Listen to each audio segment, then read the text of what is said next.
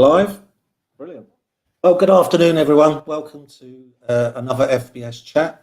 Today, we're lucky we've got Joe Chan with us, all the way from beautiful Singapore.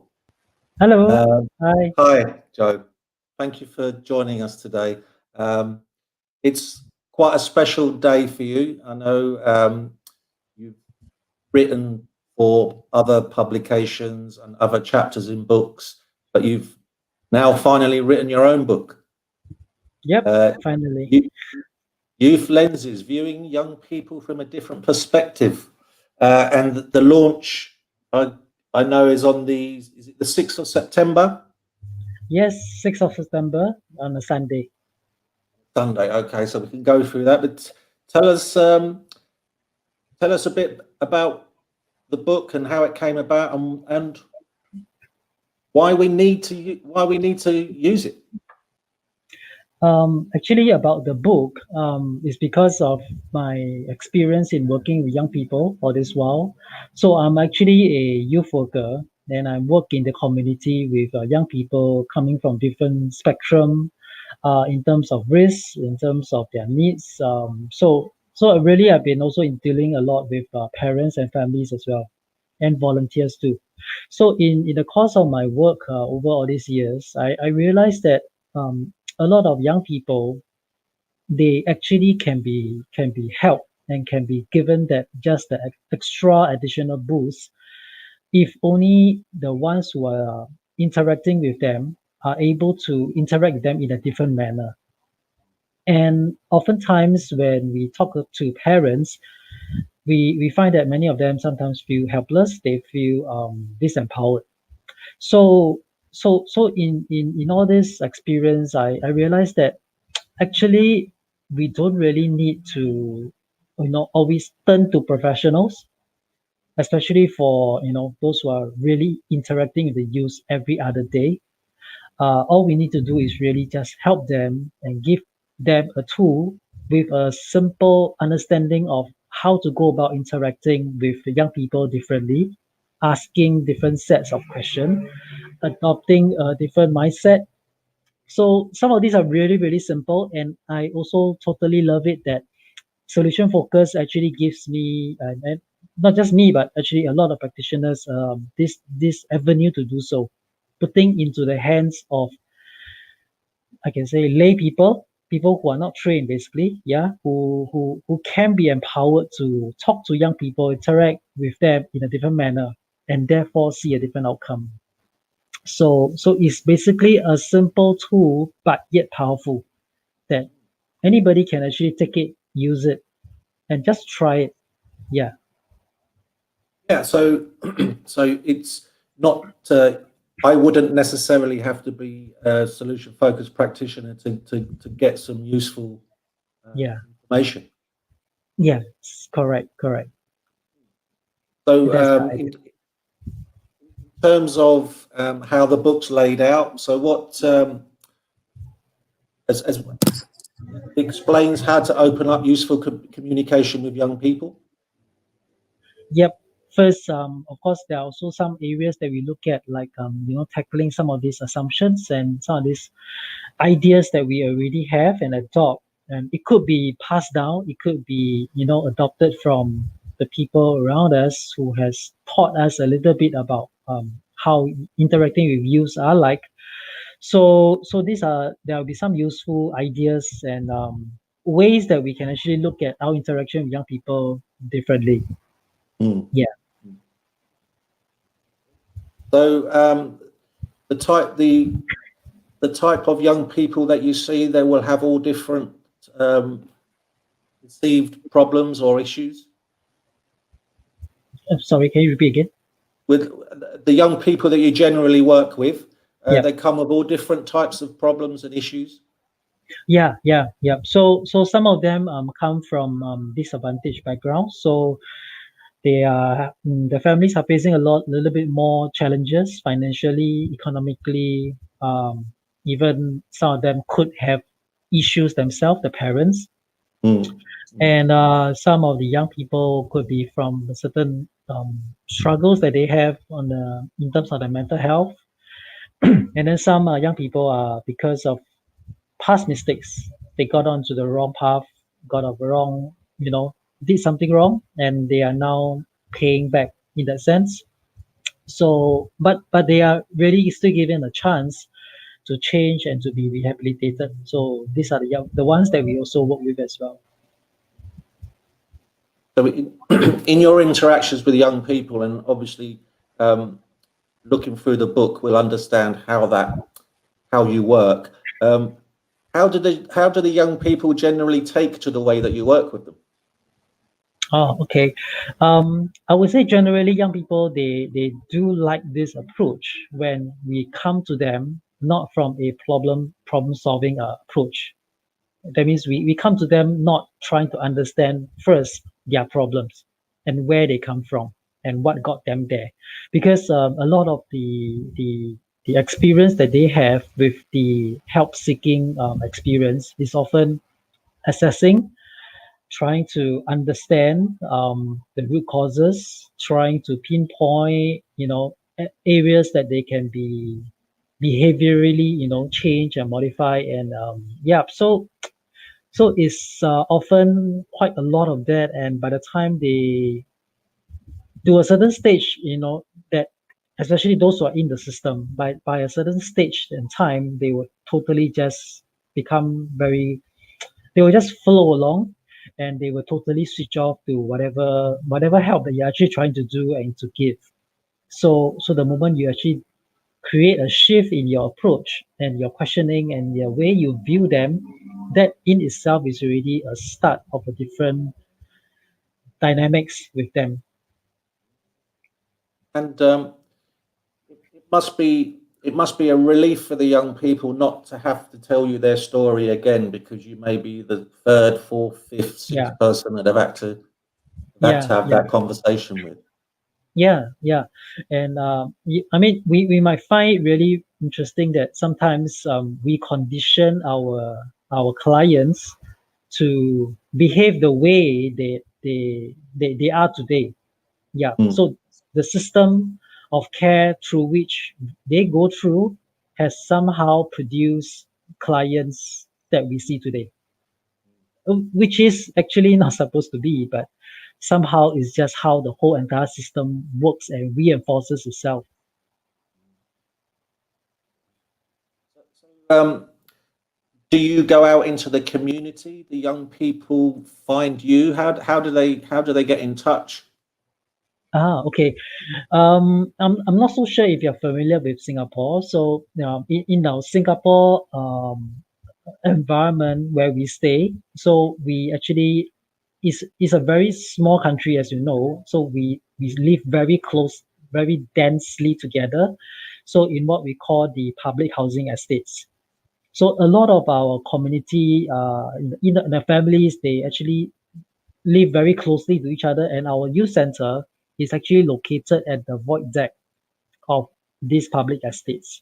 Yep. So when we actually run programs, when we have things going on, actually it's very visible. So my center itself, there is already certain space, and activities that we can engage a young person with. And then just around my center, there is a basketball court. There are schools surrounding it within like a 1 km radius. You have easily two, three schools already, primary schools and secondary schools. Right. So when we talk about the community in Singapore, it is a very dense place, environment where people go to school, people go home, people play, people eat, people hang out. So when we do so-called outreach or when we do programs and engagement, it's actually very visible. Yeah, people can see, can hear, and they can know very easily by word of mouth. And plus today, social media. So we are also in the social media space where we engage young people. So that helps to give another dimension of engagement with them. So it's what you do in that community is really visible, so people can access it Yeah, um, quite readily. Um, yeah. how have you found working with the young people's parents, or is it generally the young people you focus on more? Certain youth clientele, we do engage with their families and their parents a little bit more, especially those that we work with for casework, yeah, and for counseling support. So these are the families that we support them a little bit more because some of the challenges that the young person is facing is kind of like it's the entire family that is actually involved. Yeah, so they're struggling with it. So we believe that it's not just the young person that we look at that we need to work with, but it's the entire system, the entire community that's actually supporting this young person that we want to come around and support them. So you bring in resources not just from the family but from the local community. Yeah, yeah, So, correct. so how long did it take to get this? I mean, me and Aisha have always toyed with the idea of writing something. It's always been one of my dreams from when we started back in 2012. So, Mhm. when did you decide, you know what, I need to write this down. I need to get this in a book so that people can use Tell us about your journey. it? Your Yeah. journey. Okay. Of the book, you mean? Yeah. Yeah, Yeah. okay. Actually, it all began when this is actually my 40th year.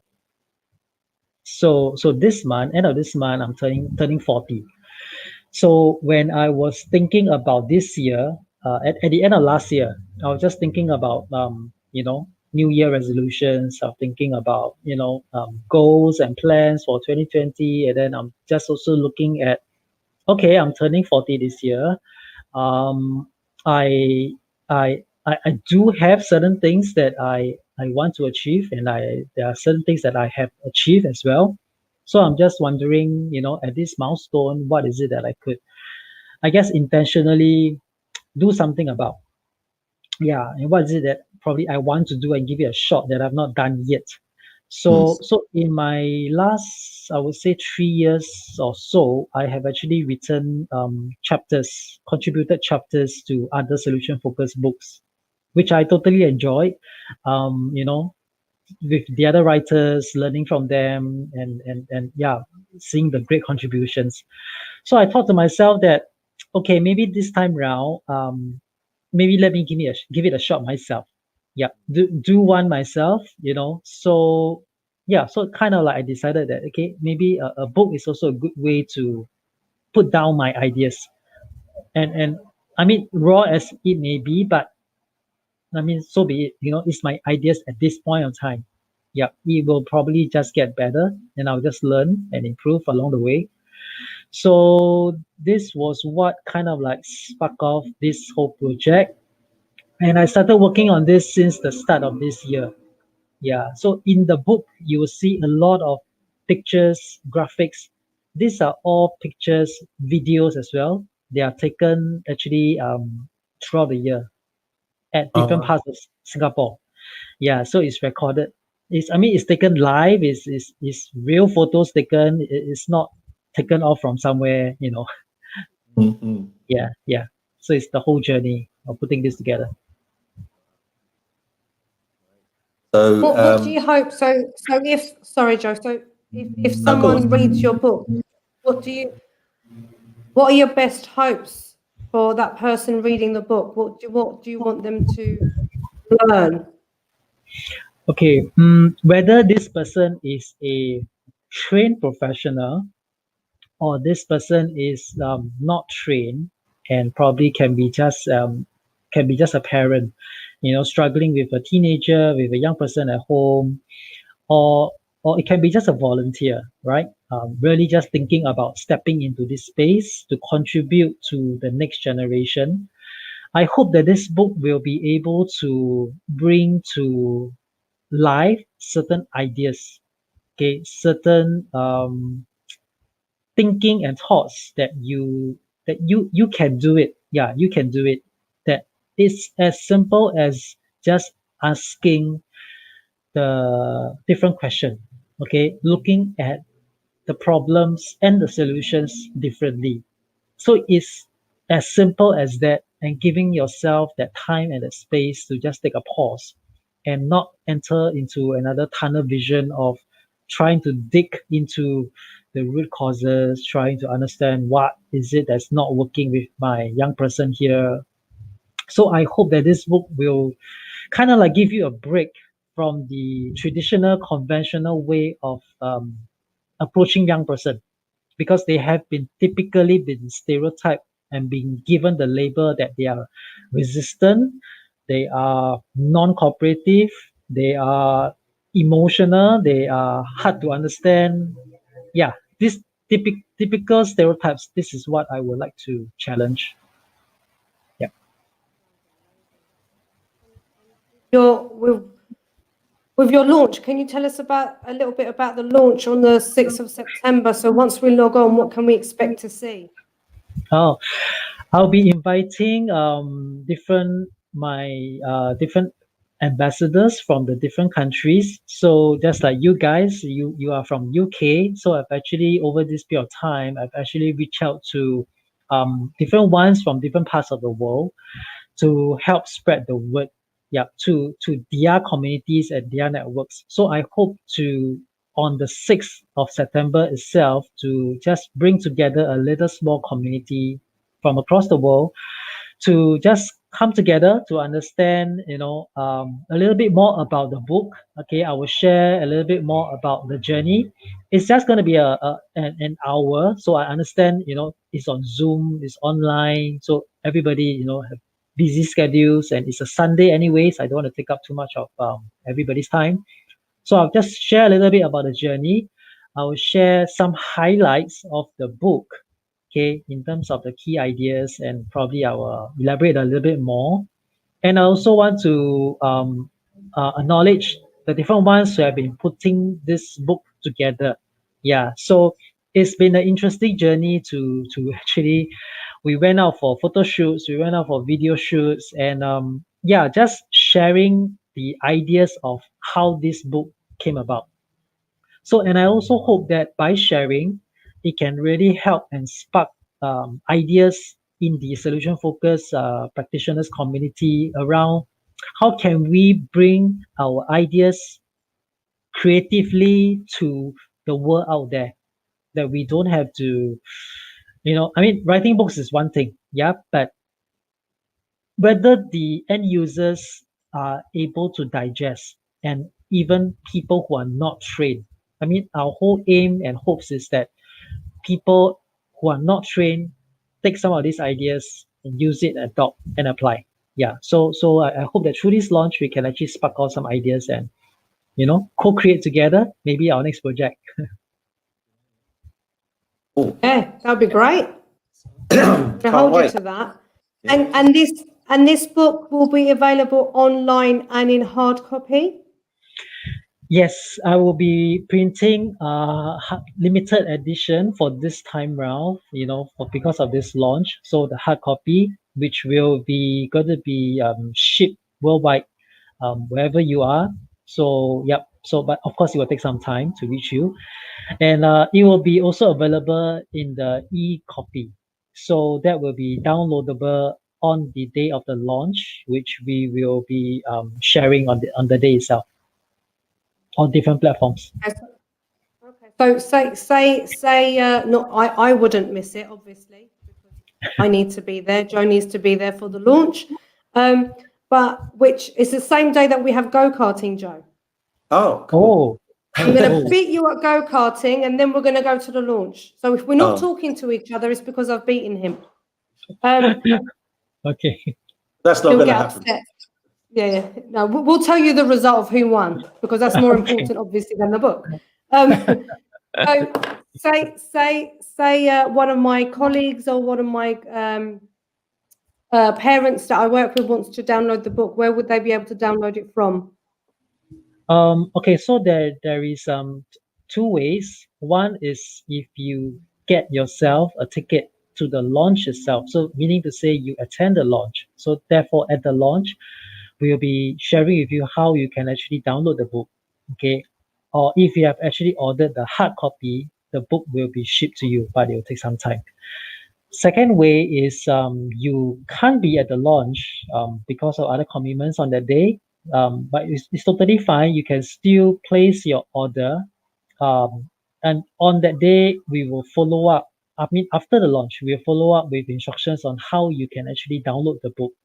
So we will guide you through after the launch through email. That's something we can share after the launch. Whoever wants to download it.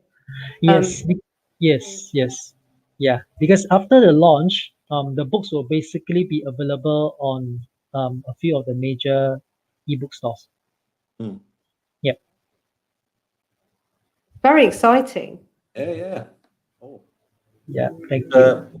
Sounds very glamorous, photo shoots and. It's actually quite tiring, the whole process. But it's fun. It was really fun. Yeah. And so tell us a bit about more about your journey, Joe, into the Okay. solution focused world. Right. I started my journey into this field as a social worker. So that was when I just finished my university undergrad studies, majoring in social work. So after about 4 years in the field, I kind of like feel that I'm nearing the end, on my road, and I'm feeling burnout, and I'm feeling like my cases are just drifting. I feel that I'm drifting, okay, but I don't know what I feel, but I feel that I'm going nowhere with them. And the caseload was high as well. Yeah, so the drift doesn't help. Yeah, so during that period of time, I realized that okay, I need to do something, and I also felt that it's about time that I give myself an upgrade. Yeah, in terms of my training, my skills, my knowledge. So I began to look around, and I somehow just clicked with solution focus. I don't know why, but I just felt that okay, at that point in time, the idea or impression that I have is okay, solution focus is simple, and because I'm working with young people, I cannot take something that's too complicated. Yeah, so I did learn other modalities before, like Satir, like Bowen family, therapy and all this. So, but I felt that okay, I needed something really, really practical, really can be short, can be simple, can be piecemeal. Okay, so then I decided, okay, let's give solution focus a shot, and I went for some introduction course to it. And after that, I totally found myself kind of like loving it. I don't know what, yeah, but it was just the simplicity of the approach. And I also began to realize that it's not just with the clients itself, but it's also very applicable with the parents because of the profile of the families I deal with. Many of the parents that I deal with, they are not really very educated. So we cannot go all out with them to just just talking and talking and talking. So we really need something simple, short and brief. And in the Asian context, it's even more because of the whole idea. They are more pragmatic in general. Yeah. So in over here, the idea of help seeking is already not very I would say, okay, there's still a certain level of stigma to it, certain level of, face issue. Yeah. So therefore it needs to be done in a way that encourages them to, for us to respect them, to tap into their resources, tap into their strengths. So somehow all this just came together, and I started my journey in SF in 2008, '09. Yeah, all the way to now. So I've taken SF in my work with my clients. I've taken SF in my own family life. I have two young kids. I have two young boys who are 8 and 10 now. Yeah. Oh. So this whole journey has also taken on with them as well. Um, I have a team of colleagues that I work with in my place. So there's 18 of us. Yeah. So including me. So I manage the team and I work with them every other day. Yeah. So as a leader, you're managing a team. So definitely when it comes to management and leadership, SF is also the other thing that will really, really help, because you are really tapping into the strengths and the resources of your team. Mm. And it's not about you, but it's about their ideas, it's about them, it's about us creating together. And yeah, so this whole setting just gives me the assurance that okay, yeah, this works, and it seems like this works for everything. And I didn't have to. I mean, I'm still open to learn other things, but I felt that I could sit very comfortably with SF all the way. But Yeah. I'm very When interested. How did you find SF? Uh, I I guess from that introduction course that I had, um, then I went around and I sourced and I found Academy of Solution Focus that was run and by Debbie Hogan and Dave Hogan.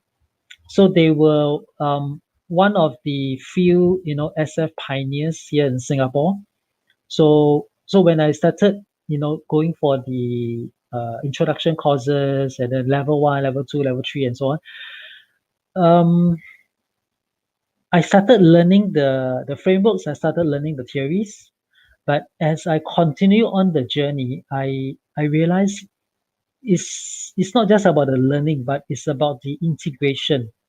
It's about a way of life. Yeah. So when I continue on the journey with SF, it is the community that helped me really embrace SF. Yeah. So it's one thing to learn SF, but it's quite another thing to actually embrace it. And to embrace it is almost like your whole philosophy, your whole perspective is is transformed by it. So I don't really know how to, really, really put it in words, but it's just a different way of looking at things that is just so different. Yeah. um, so obviously when you first came across it and you started to you were still a social worker with families. What difference did you notice? Did you find yourself drifting less? Yeah, yeah. First of all, I found myself drifting less in terms of my own questions and my own thinking. Mm. Yeah, because I realized that I began to ask questions that were useful to the client, and I started from where the client is instead Mm. of where my professional judgment, my professional training tells me so. So when I did that, um, that was totally useful because I was no longer staying a lot in my head.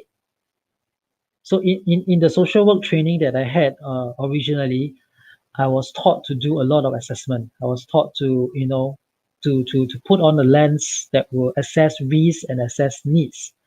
But when doing so, somehow the client's perspective will be left out. Yeah, even though we are encouraged to include their inputs and voices in. So when I kind of like took on the SF approach and thinking, I began to take on a non-expert kind of stance, and I gave the seat back to the client. I asked them, so what do they think? I asked them, how does this look? How does this work for you? How is this of concern to you? How is this important to you? So when I keep asking those questions, I kind of like shorten my journey with them to see outcomes. Yeah. So sometimes the mood can actually change just within single session because just simply because I ask questions that increases hope. Yeah, that encourages hope. Yeah. And I think a lot of people would think it just seems too easy to work. How come? How come it works? Because it seems such a simple thing to do. But I guess the skill is in listening to what your clients are saying and then going on from there. Yeah, really. So recently in a research that we actually did and we are still doing in our agency, youth agency, we are in the second phase of it. We begin to understand and study what is it that work and that help practitioners increase their mastery of SF. So we begin to ask the practitioners who went through SFBT training level 1, and we capture some of their experience in learning and application of SF.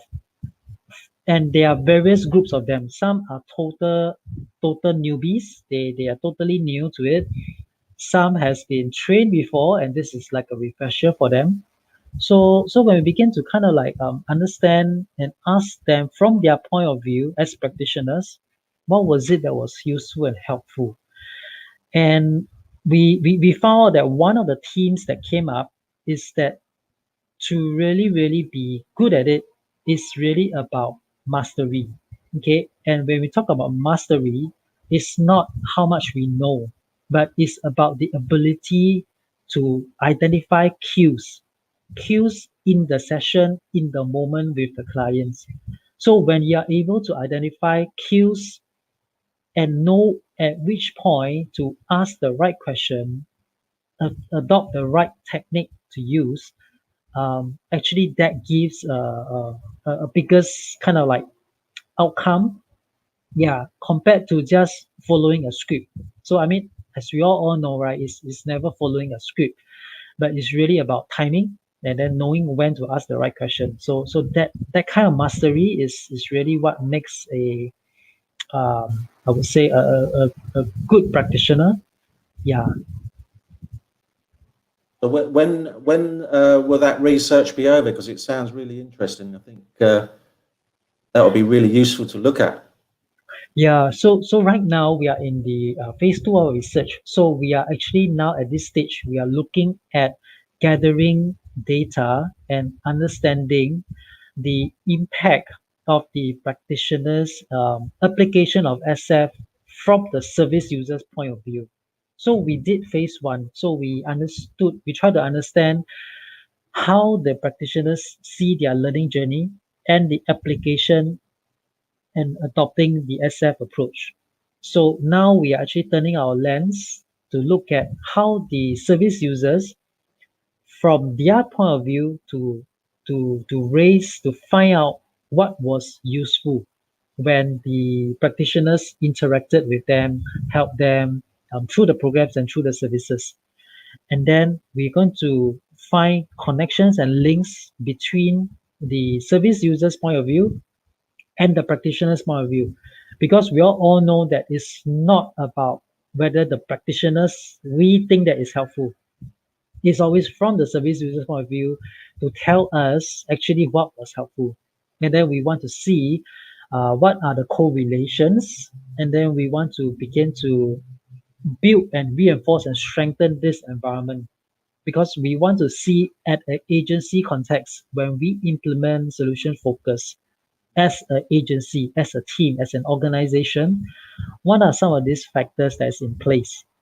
Because we're not talking about just sending a single staff or single person just to training and then come back, and then the rest of the team or organization is still infused with other ideas, right, and carrying out other practices. So we want to look at that kind of setting organizationally, implementation of SF, what are the key factors and variables that will really lead to a whole of agency kind of approach. Yeah. That sounds like another book coming up, Joe. Yeah. You're all, Probably, maybe. I mean, that would be really fascinating to read. Really fascinating because the questions that we ask kind of, I guess, transcend cultures, languages. It's finding that common, like you said, that common thread. What is it that works for the client? That would be really interesting to look at. Really interesting. Yeah, across cultures. Yes. So, how has SF changed your parenting? Because you mentioned your children earlier on. Oh, okay. This will be this will be really helpful because I guess all of us we kind of inherited a certain idea about parenting from our own parents, right? So when I actually had my own kids, I was very mindful that I I want to do different. Yeah, I want to do different. Of course, there are good stuff that I learned from my own parents, but I mean there are definitely areas to improve. So when I had my own kids, um, I began to be very mindful of the way first of all, I view them. Yeah, the way I view them, the way I interact with them on a daily basis. Yeah, so I mean, so these are really, really everyday experience. So when I write this book, actually, I'm also writing it, reminding myself because I'm facing preteens actually every day. So so they are, my especially my older one Mm. is at a stage that trying to exert identity, exert his own unique individual preferences, character, yeah, which is totally fine actually. Yeah, it's part of growing up, right? So how do we encourage that, but yet how do we build certain guide around it? Yeah, how do we be there yet not all the time challenging, yet not all the time confronting? Yeah, so sometimes learning how to look for the right moments to come in and to affirm, but sometimes also come in to be firm about certain things. Yeah, so this balance that I'm actually trying to deal with right now, SF has helped a lot to keep thinking about what can be done differently. Yeah, Yeah, what can be done more. Yeah. and working with as many young people as you have, I guess, can be helpful too when Mm, dealing. Even though we yeah. may not have sometimes the patience with our own, which is kind of the wrong way around, but yeah. So in terms of so you left social work to join the youth agency, Joe, or is it still part of the same organization? It's still part of the same organization, but it's just that over the years, I found myself diving in a lot more in youth work. And I mean, I still do, because in the Singapore setting, social work is the main frame, yeah, of how the social service sector here, look at things and operate and communicate. Yeah, so that a common lingo around assessment, around intervention is here and is here to stay. Yeah. So, but it's just that because of the profile of the clients that I work with, I take on probably a little bit more, I would say, different approach with this group of clientele. Yeah.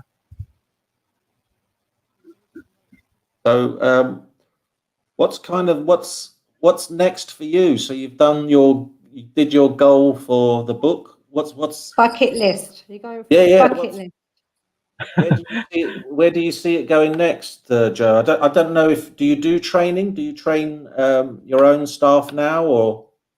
Yeah, yeah. I mean, yes, staff training is ongoing, coaching, training. Yeah. So that's totally something that we do all the time and it's on the job. Yeah. So in terms of bucket list, what I'm actually hoping or yeah, actually concretely I'm actually planning for is a podcast. So Okay.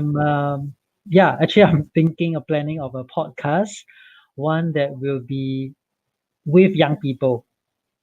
So just unfiltered, unedited, raw, hearing the voices of young people as it is. Yeah, and I want to bring out that side of them to the world, to the people out there, to sometimes yeah, to understand that how they can be sometimes so misunderstood, and how can we give them a space, give them a voice, bring their voice back into this environment. Wow. That sounds like another great project. Yeah, I hope it will It be. is, but Yeah. I'm a little bit worried. It won't be in English, will it? It will be in English. It will be in Yeah. English. Yeah. Yep. Alrighty, I like Yep. it. Mm-hmm. Yeah, That sounds amazing. and it would be great to have young people from across the world joining. Yes, actually, I'm already now trying to reach contacts and networks. And yes, feel free to see if you have somebody in mind that wouldn't mind being, so transparent and being so vulnerable and honest. Of course, the identity will be, will be hidden. So I'm just thinking of a podcast, and they can just speak all they want, and nobody will know who is it, right? Anyways. No, and Mm. yeah, like you say, a great vehicle, because often young people tell us no one's listening, no one's hearing what I'm saying, no one's taking me seriously. Yep. So this will be great. Yeah, we could definitely. There's definitely a few young people. I've just found 3 in my head. I was just thinking. I've Wow. got 3. Yeah. That's fast. I tell you, you don't give us a task because it will be done. Whether sometimes a bit too quick, but it will be done. So it took me about 0.1 second to think of 3 young people that might be willing to do this. Wow. Okay. Cool. So I should keep you posted when this idea, when I'm going to actually activate this idea. Yeah. Perfect. No, that would be great. And So, yeah, go on. go on, Joe. I was just going to say it'd be really fascinating to see young people from different parts of the world almost see if the same issues come up time and time again, and then how do we work with that? So that's a brilliant way of getting that across. Like you say, they can be anonymous, they can tell the truth, they can be honest. Yeah. People have to sort of listen. Yes, Right. and ask the right questions. Yeah. I'm going to take you back to the 6th of September. So what I've done is I've put a link on the comment box. But, it's only an hour on a Sunday. I encourage everybody to join and support Joe Chan. I was going to call you Iron Man. Yeah. Iron Man nearly slipped out. Iron Man, because on his Facebook profile it's Iron Man Joe Chan, which is obviously for me, those that know me and Joe, we both like, yes, Iron Man. Yeah. I like him. That's it. Yeah, me too. That's what sold it to us. But it's only an hour. Please join. Please get on there and book your tickets. Joe and I are going to be booking our tickets later on today, so we can join a fantastic team, a fantastic author, and it's going to be an absolutely great book. And I already can't wait to read it. I'm a bit selfish. I want the e-copy. I want the hard copy because we're a bit like that. Just so you know, so put one aside. All right. And get ordering. This is such an honor to know you, and it's such an honor to kind of hear the fantastic work that you've been doing from the heart. Thank you. It really stands out. You do it because you believe in it, and you believe in the people that you work with. Thank you. Thanks, guys. Yeah. And the lockdown has given us this opportunity to reach much further than we normally would, because we're normally kind of stuck in our own world, in our own sort of working environment. So it's great to hear what's going on in Singapore. Now we're in Singapore. The amazing work that you're doing. Yeah. We'll have to come over and see you, Joe. We can't. Yeah, it'd be great. Yeah, I also hope to one day be there. I've not been to Ireland before. Yeah. Brilliant. Oh, yep. Well, is there anything else? We can be your tour guides. Yeah. Okay. Is there anything else that you want to mention before we say goodbye? And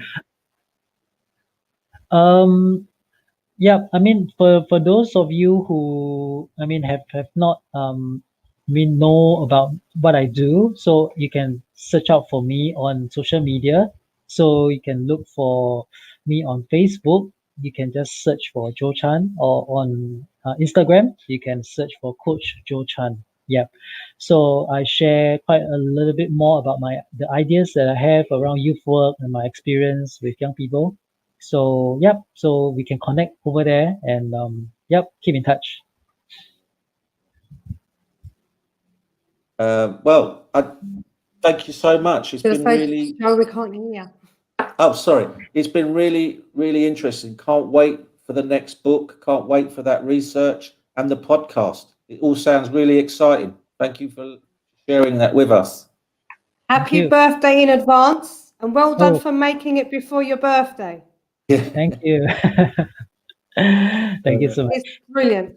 Joe, can I just ask you, just both Joes, both of Yeah. you, can I just ask you to wait there while we say goodbye? Sure. And we'll see everyone soon. Thank you. Thank you.